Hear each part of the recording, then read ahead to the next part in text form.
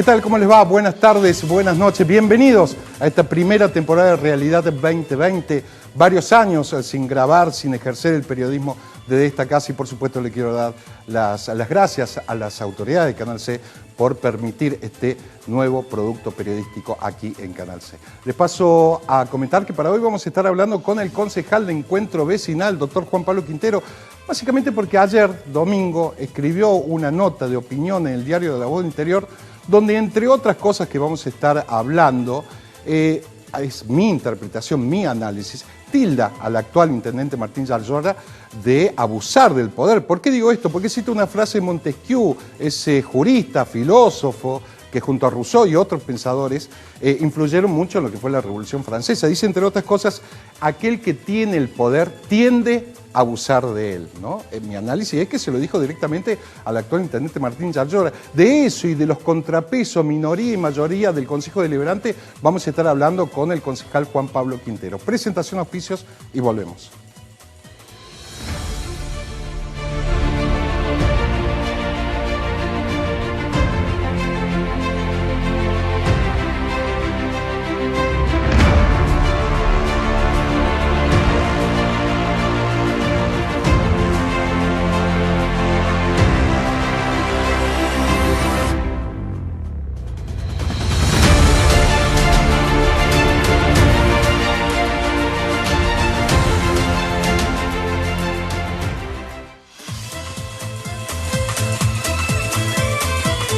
Bien, lo decíamos, ya estamos con el concejal Juan Pablo Quintero para hablar de varias cosas, ¿no? Entre otras cosas, porque representa a la oposición dentro del Consejo Deliberante. Doctor, ¿cómo le va? ¿Qué dice? ¿Qué tal? ¿Anda? ¿Cómo le va? ¿Bien? Felicitaciones, que sea con mucho éxito. Gracias. ¿Cómo lo trata la pandemia? Como para empezar.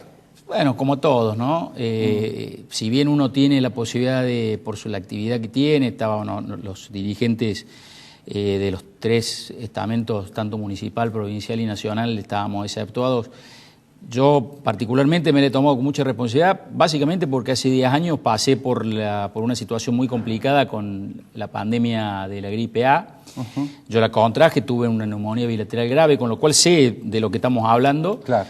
Y bueno, formo parte del grupo de riesgo, pero bueno, salgo lo esencial, lo justo y lo necesario. Usted vio cuando me invitó acá, le hice todas las preguntas respecto a los protocolos, veo que cumplen con absoluta rigurosidad y por eso, ¿no? Por supuesto. Para el protocolo. Pero si no, vida social como todo, no tenemos desde el 20 de marzo, ¿no? Pero duro para toda la sociedad.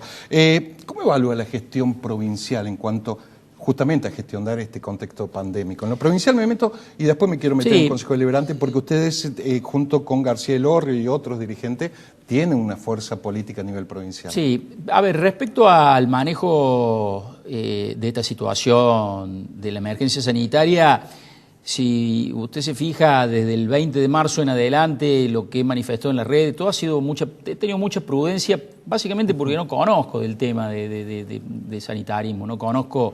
Y me pareció que lo más oportuno era que hablaran aquellos, y lo más prudente, ¿no? Que hablaran aquellos que saben. Hoy sí siento, después de ya 4 meses, que hay un hartazgo generalizado por esto de estar pero sin no poder se sitúa en los denominados anti-cuarentena o cuarentena. No, yo no. A ver, yo sinceramente creo que el único camino es el de la cuarentena, pero también entiendo válidamente el reclamo de aquellos que no pueden salir a producir y a poder. A ver, yo le decía al comienzo de la nota que yo soy de los grupos exceptuados porque nosotros no dejamos de trabajar nunca en el Consejo Deliberante, pero hay mucha gente que la está pasando realmente muy mal, sí, y creo que el tema económico, verdaderamente yo entiendo ese reclamo, lo entiendo, me pongo en esos zapatos y la verdad que ahora si me pregunta a mí, no encuentro otra salida que esta, ¿no? Córdoba, fíjese que tiene una ocupación de cama muy por abajo de la media nacional de otras provincias.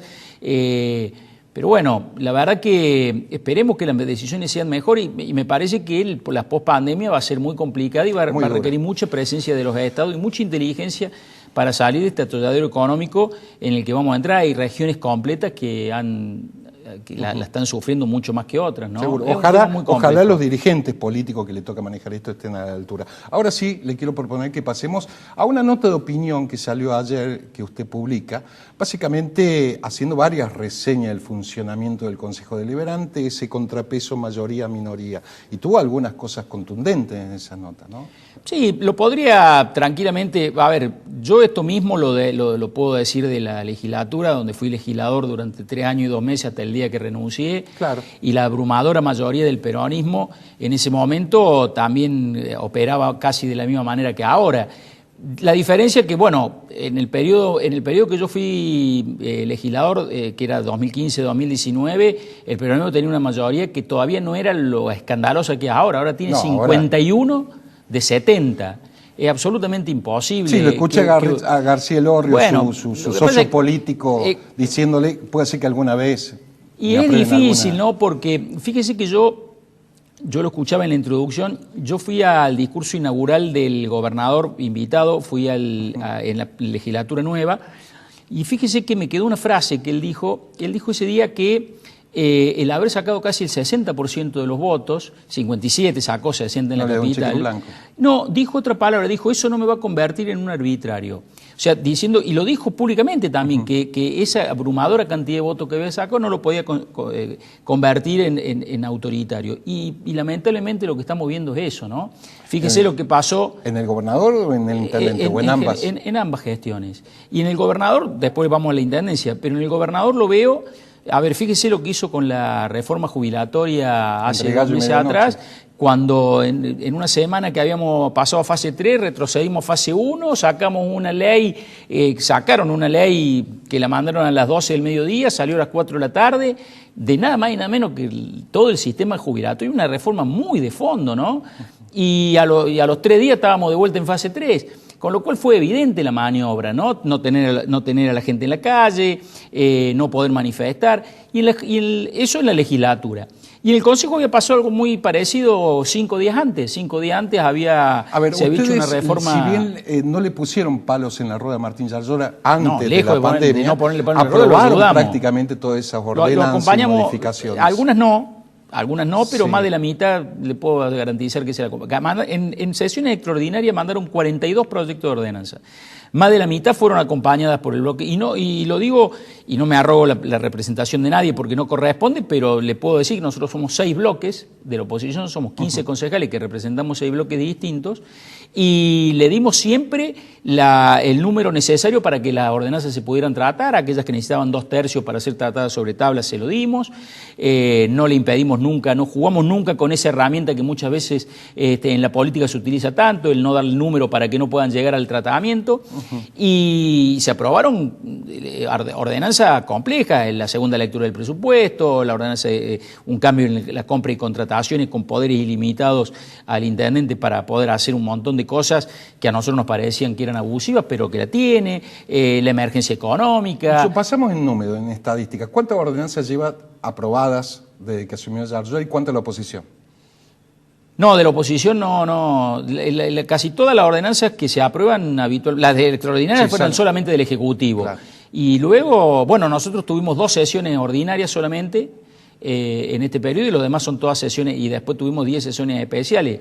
Y de las ordenanzas propias del Consejo hay un par que tienen que ver con salud, que se aprobaron nacidas en el propio Consejo, pero ¿de la oposición? Habitualmente, no, desde el oficialismo. Pero algunos proyectos compatibilizados con que había proyectos de la oposición, pero siempre por propuesta del oficialismo, digamos, con la anuencia y el acompañamiento del oficialismo. Bueno, el Consejo Deliberante, usted sabe que tiene la famosa cláusula de gobernabilidad, una cláusula el que gane anacrónica. La mitad más uno. El que gana se lleva la mitad más uno de los concejales, así gane por un voto. Lo cual es una locura, porque ahora, eso era de otro momento. A partir de eso, le propongo que hagamos un poco de profundidad. La única que queda es llamar a una elección de convencionales constituyentes para una posible reforma de eso, porque todas las oposiciones, inclusive las oposiciones que fueron oficialismo en su momento y ahora se quejan, ¿Qué se hace con eso? Bueno, lamentablemente no estamos en nosotros condiciones de hacer una presentamos... reforma de la Carta Orgánica, pero... No, sí podemos hacer una reforma de la Carta Orgánica por enmienda. No, probablemente no, si hubiese habido voluntad, pero previamente hay que hacer lo que hicimos nosotros el año pasado, que fue pedirle al Tribunal Superior de Justicia que declare la inconstitucionalidad de la cláusula de gobernabilidad, porque está en la Constitución de Córdoba. O se cambia la Constitución de Córdoba o el Tribunal Superior de Justicia declara inconstitucional esa cláusula y a partir de ahí... En los legisladores, pero en el Consejo de la Carta Orgánica, el 8102. Nosotros tenemos Carta Orgánica propia. Claro. El 8102 es para los que no tienen Carta Orgánica. Nosotros tenemos Carta Orgánica propia y podemos por el sistema de enmienda modificarla. Pero más allá de eso tiene que haber una declaración de constitucionalidad de esta cláusula de gobernabilidad. Por supuesto, este Tribunal Superior de Justicia no lo va a hacer, no la va a plantear, no va a avanzar sobre eso. Pero bueno, a ver, es medio difícil pensar que con la crisis que hay vamos a hacer una reforma constitucional que...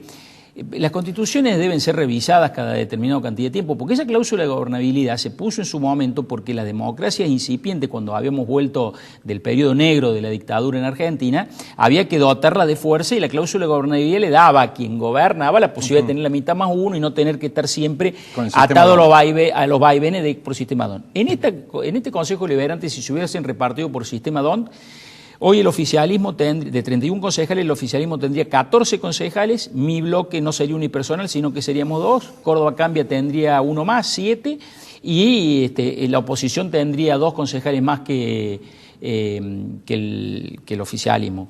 Pero bueno, eso obligaría a una ingeniería para una posible reforma. Exactamente, digamos, pero bueno, es lo que tenemos hoy y es contra lo que tenemos que lidiar. Y la nota... Primero usted me invitó antes de la nota, ¿no? Antes de la nota, es cierto, lo había producido el día viernes. Exactamente. Que nos contestamos el día sábado porque te estaba corriendo. Exactamente. Yo digo, mi análisis, es mi análisis y a lo mejor de muchos de que lo termina tildando al intendente de abusar o intentar abusar del poder. ¿En qué etapa está abusando o va prácticamente a abusar del poder? Citando esa frase de Montesquieu, ¿no? Diciendo el que tiene el poder tiende a abusar, lo cual no es ninguna novedad. Sí, cito una frase más contemporánea que también no la quiero dejar pasar, que el expresidente Raúl Alfonsín decía que las democracias no deben convertirse en las dictaduras de las mayorías. Y otra que también se desprende de Montesquieu que habla de las leyes, ¿no? Del espíritu de las leyes. Bueno, entonces, digamos, esto es, porque el que tiene mayoría no tiene que abusar de esa mayoría y el que tiene poder no tiene que abusar de ese poder. Y lo que yo le critico fuertemente a este gobierno municipal es la falta de diálogo. Ahora sí, lo voy interrumpiendo mientras tanto, sí, porque hubo un acercamiento al principio de la gestión. De hecho, participó de una reunión donde se veía un Martín Yarlora queriendo marcar la cancha con diálogo con la oposición. Después vino la pandemia y ahí... No, digamos, nosotros con el intendente institucionalmente tuvimos una sola reunión que fue en los primeros días de abril, ya con la pandemia declarada, que estuvimos hablando de la emergencia sanitaria y después fuimos al COE a ver cuál era el marco de acción que iba a tener, pero ni antes ni después tuvimos ninguna reunión. Por ejemplo, yo se lo decía en la comisión hace una semana cuando se declaró la emergencia del transporte, que si en lugar de meter de hacer una sesión el miércoles para que un expediente tome estado parlamentario, para el jueves hacer una comisión y el viernes entrar de vuelta al recinto a votarla, con un par de horas que va el secretario de Movilidad Urbana a explicar trazos generales. Bueno, pero usted le quería 54 preguntas. No, 52 eran, no eran 50. No, eran 52, no 54. Pero aparte, si el secretario de Movilidad Urbana no me puede contestar 52 preguntas en una comisión, yo quiero pensar que el secretario de Movilidad me ocultó la información. No quiero ni imaginar que no la sabe, que no sabe la respuesta, porque ahí ya estaríamos en un problema muy grave. Yo prefiero pensar que no me quisieron contestar y no que no saben la respuesta. Bien. Bueno, el mejor de los casos. Ojalá fuera así, porque si no... Pero aprovecho para que si nos está viendo que me mande la respuesta igual, aunque ya haya salido la ordenanza, porque me dijo que antes del tratamiento de la ordenanza íbamos a tener la respuesta y nunca las tuvimos. Fueron con tres cuadritos a pedirnos darle al intendente. Mire, esto le va a contestar su pregunta anterior. Esa ordenanza tiene la facultad del intendente por un año, prorrogarle por un año más, de hacer con el transporte urbano lo que quiera, con el masivo y con el otro, con todo el transporte integral, lo que quiera. Tiene facultad de amplia. Bueno, si eso no es sumar demasiado poder sin que el control del Consejo Deliberante, no les gusta el control. No les gusta el control, no les gusta... Y yo creo que, mire, nosotros si a los votos nos dan para ganar, tenemos que gobernar. Cuando los votos no nos alcanzan para ganar, tenemos que ser control de poder. Ese es el rol que tiene que cumplir un partido de la oposición o el no oficialismo, por decirlo de alguna manera. Y el control de poder en lo consiste en verbalizado, eso. digo, porque a juzgar por el presente no tienen participación, prácticamente en sacar alguna ordenanza o modificar alguna ordenanza, porque del otro lado le suelen contestar o le van a contestar, porque hay el juego político y dice, bueno, nosotros ganamos, ustedes son minoría. Así es la democracia. Bueno, está bien, pero con ese criterio cerremos los cuerpos deliberativos, cerremos el Consejo Deliberante, cerremos la legislatura, no gastemos plata al vicio en eso. Digamos, eso es el sustento de una república. La división de poderes es el sustento de la república. Claro. Pero bueno, si nosotros, bueno, lo que decía, si la dictadura, si van a interpretar que tener mayoría es convertirse en autoritario porque no te necesito, porque yo tengo los votos suficientes, estamos complicados. Y fíjese que nosotros tuvimos, y le voy a hablar por mí, no le voy a hablar por los otros, yo tengo, no lo digo en tiempo paso, yo tengo una gran esperanza de que este intendente le vaya bien. Realmente, porque sí, yo fui candidato a intendente de Córdoba. Tercero, sí. Y la verdad que yo sinceramente quiero que volver a ser candidato en el 2023, pero no fruto de otro fracaso más en la ciudad de Córdoba. También sé que si le va bien es mucho más difícil para los opositores, porque la gente la va a avalar, pero ojalá que esta ciudad no sea, que cambie la fisonomía que ha tenido en los últimos 10, 12 años. Dios quiera que pueda hacerlo y por eso lo acompañé, por eso no solamente no le pusimos palo en la rueda, sino que le votamos favorablemente a alguna ordenanza en la que no estábamos de acuerdo.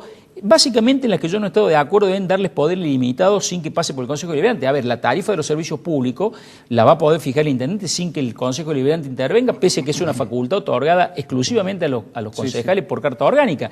Bueno, a mí esas cosas me parece que están mal, pero en lo demás, yo sinceramente, en este concejal van a encontrar siempre la mejor predisposición. Yo no hago oposición, por oponerme. Yo esa gilada no la hago, no la hice tampoco en la legislatura. Todo lo que yo... Y mire que yo integraba en ese momento un interbloque de 22 legisladores y muchas veces voté solo en contra y el tipo me terminó dando la razón cuando voté en contra de lo de Odebrecht. Yo dije, Odebrecht viene a hacer negocio en Córdoba, no me pueden hacer creer que Odebrecht es corrupta en todo el mundo y en Córdoba va a hacer la cosa bien. Y se fue dejando el tendal de proveedores, usted lo sabe, dejando el tendal de proveedores. Pero sin embargo viajó a Brasil justo con Liliana Montero. Viajamos a Brasil a hacer una denuncia.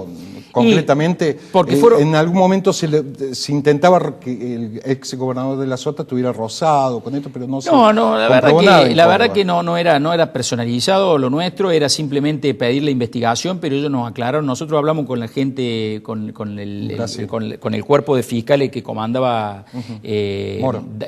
Ese es el juez, Dalton del Añol era el fiscal, el juez Moro era el juez de la causa. El juez, nosotros hablamos con Moro nos derivó al cuerpo de fiscales, fuimos atendidos muy gentilmente por dos fiscales que inclusive hablaban, los pusieron ellos dos, de 13 fiscales, los dos que nos atendieron hablaban el español perfectamente, por eso lo pusieron. Y no hubo nada. No, nos dijeron claramente que ellos primero iban a investigar los casos de corrupción en Brasil, después de aquellos países que tenían acuerdo. Sí. Para investigar. Argentina no firmó nunca el acuerdo. Y después recién, con lo cual nos dijeron, con mucha suerte te lo veremos algún día, pero fue muy fructífero. La verdad que yo no le puedo contar detalles de esa charla porque quedó, porque aparte fue, no le digo confidencial, pero fue en una charla de mucha reserva con fiscales muy importantes que llevaron adelante nada más que nada menos que la causa del Lavallato, pero la mecánica... El mecanismo, como dice la película esa. La serie de Netflix. Bueno, era muy similar. Quiero ir avanzando un poco en el Consejo Deliberante y se aprobó una ordenanza donde restringe la jornada laboral de los empleados municipales para mermar el sueldo, etcétera. ¿Qué se hace con los empleados municipales hoy por hoy? Y se lo pregunto porque todos los intendentes cuando son candidatos dicen no vamos a hacer nada, los empleados municipales tienen que ayudar, tienen que sumar, etcétera, pero después se encuentran con que esa gran masa salarial del presupuesto va en parte a los empleados y una sociedad que termina de alguna forma criticando ese volumen que algunos dicen son conquista gremial y otros dicen son algunos privilegios en este contexto. Sí, ¿no? Dos cosas. Yo lo planteé cuando como candidato a intendente, entenderá que tuve que hablar del tema y lo hablé mucho. En primer lugar vamos a separarlo en dos. la cantidad de empleados municipales siempre va a depender de qué rol le quiera dar usted a la administración que usted tiene. Si usted quiere tercerizar todo, probablemente 10.000, 11.000 empleados serán muchos. Si usted quiere hacerlo todo con recursos municipales, probablemente el número sea bueno. Con lo cual yo lo que planteé, lo primero que había que hacer era llegar y hacer un censo de empleados municipales para saber cuántos eran, dónde estaban, qué hacían. Y a partir de ahí ver y a partir de ahí hacer una reingeniería de recursos humanos. También era cierto que no se podía llevar el 80% de la recaudación, de todo lo que ingresaba a la municipalidad, el contrato con la basura y el gasto salarial. Era imposible gobernar así. Y en este sentido, en los empleados, nosotros sosteníamos que obviamente bonificación, hora extra, prolongación, era un tema que claramente había habido un festival en los últimos años que había absolutamente devocado y había que controlar. Ya me quedo sin tiempo, pero le quiero preguntar porque en una nota que le hice en el verano, usted dijo, mi gran orgullo sería ser intendente de esta ciudad del día de mañana y poder salir por la calle caminando y a correr también, actividad que hace, sin que nadie me repudie, porque todos los exintendentes se han tenido que vivir a country o han sido todos, repudiados. No todos, pero gran parte de ellos. Rápido le propongo una somera paso. Martí y Mestre se fueron. No tuvieron una buena imagen. Yo tengo una clara. No, se fueron con buena imagen los dos como intendentes. Y no había country. A Mestre le fue mal como gobernador. Martí gobernó toda la década del 90 con el 1-1. Yo tengo claramente en el podio como intendente Ramón Mestre padre, por supuesto. Por supuesto. Y ni hablemos de los. Sigamos. Cámara. No, country. Bueno, Cámara. Y, sí, bueno, Cámara, nosotros nos tocó gobernar en la gestión de juez después de Cámara, claro. Y realmente lo que dejó era campo arrasado, eso era terrible. Luis Juez, bueno, no vive en un country, siempre vive en un mal lugar y sale por la calle. Sí, yo creo que en esa gestión de la que me hago cargo, gestión propia, fue una gestión de muchísimo trabajo en la que se cerraron un montón de cosas, pero no se arrancó de cero, se arrancó de -10, hablábamos de Cámara. Claro, con un peso de coparticipación. Con un peso de coparticipación, peleado con De la Sota, es muy difícil gobernar así. No, eso hay que poner delete. Pues, vio cuando pone sub y elimina eso de la historia. Eso cumple con esa tesis, tú vive en un country y no sale mucho. Sí, no sabía que vivía en un country. No sé. No. Capaz, probablemente. ¿Y quién queda? Ramón Mestre. Bueno. ¿Cumple con esos requisitos? Digo, no puede salir mucho y... No lo sé. Yo tengo una pésima... un pésimo concepto de su gestión, de su forma de trabajar, de su forma de manejarse. Pésima en serio. Pero bueno, de hecho, el repudio popular que sufrió en las urnas el 12 de mayo del año pasado sacó 8 puntos y pico en la capital. Menos que su candidato a gobernador, a intendente que era de Loredo, ¿no? Yo saqué como candidato a intendente 2,5 puntos, 3 puntos menos que un tipo que tenía 2 gestiones en el lomo y todo el aparato oficial, ¿no? Concejal, gracias por la visita. No, gracias a usted, siempre un gusto. Para seguir conversando de estos temas. Con todo gusto. Corte y volvemos con la editorial.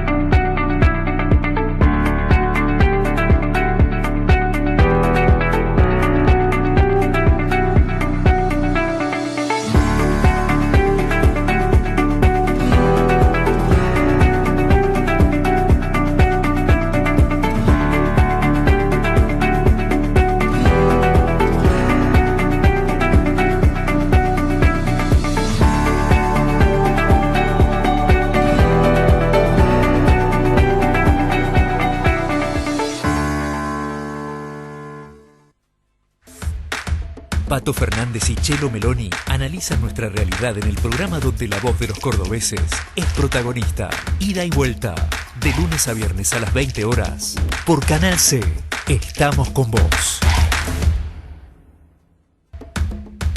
El turco Genesir reflexiona sobre los temas de la actualidad que le interesan a los cordobeses. Palabras cruzadas, lunes a las 21 horas, por Canal C. Estamos con vos.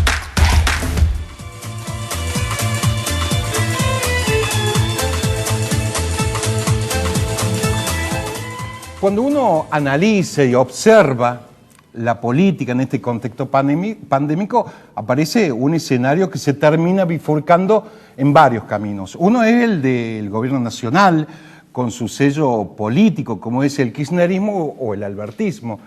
Y el otro, en la otra oposición, aparece esa especie de combinación de la oposición electoral llamada Juntos por el Cambio.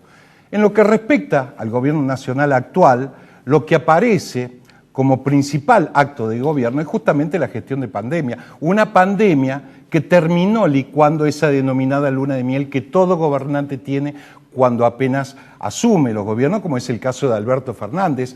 Pero lo cierto es que prácticamente todos los gobiernos del mundo se encontraron con esta realidad pandémica. Pero más allá de este presente epidemiológico, las cuestiones de rosca política, así como el número de infectados, se vienen incrementando.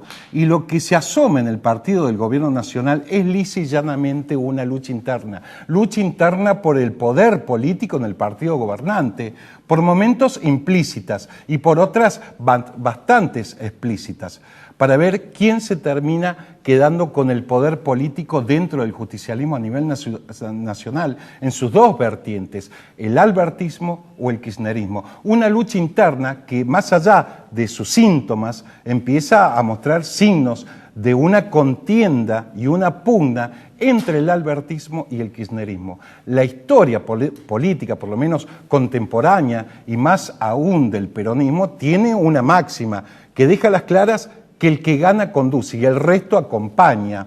Y si no, miremos un poco esta joven democracia, donde de los 37 años el peronismo gobernó 23, y cuando analizamos y ponemos sobre la mesa la posibilidad teórica de que el peronismo termine compartiendo ese poder, pueda compartir ese poder, eso se termina diluyendo como agua entre los dedos. Y si no, miremos por el retrovisor peronista y vamos a ver que ni Perón, por supuesto, ni Menem con Cafiero enfrente, ni Néstor Kirchner con Duhalde enfrente, también disputándole poder, ni Cristina Fernández de Kirchner con el resto del peronismo enfrente, han compartido ese poder político.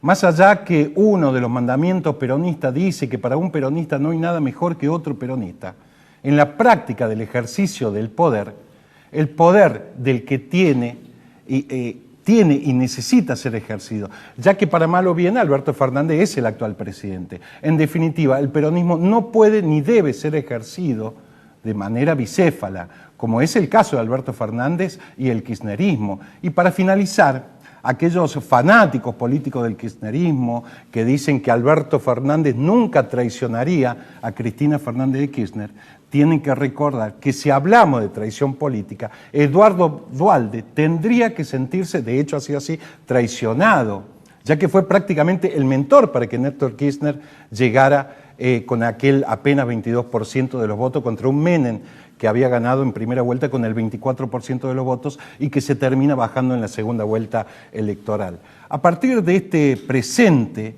donde asistimos a una interna implícita en el peronismo a nivel nacional, veremos si el poder real lo tendrá Alberto Fernández o Cristina Fernández de Kirchner. Una interna que no te lo va a admitir ningún dirigente al aire, pero negar que la lucha por el poder dentro del peronismo nacional y que termina repercutiendo en los peronismos provinciales viene creciendo, es como negar que el populismo es una fábrica constante de pobreza funcional. Hasta la semana que viene. Muchísimas gracias.